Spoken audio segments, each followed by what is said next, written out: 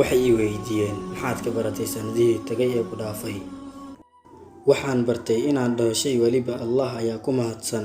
Waxaan bartay inay noloshu dhammaan karto ilbiriqsi waliba anagoo moogan. Waxaan bartay inaan wanaagga sameeyo waliba anigoo aanan wax bedel ah ama abaalmarin ah qofna ka sugaynin.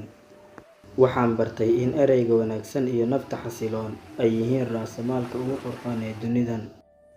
Waxaan bartay in qofka ugu wanaagsan ee dunidan uu yahay kaasi ay dhinac walba ka hareereeyeen caafimaadka iyo nabadda. Waxaan bartay saaxiibka wanaagsan inuu yahay mid ka jecel inuu la qaybsado saaxiibkiisa dhibta iyo dheeftaba.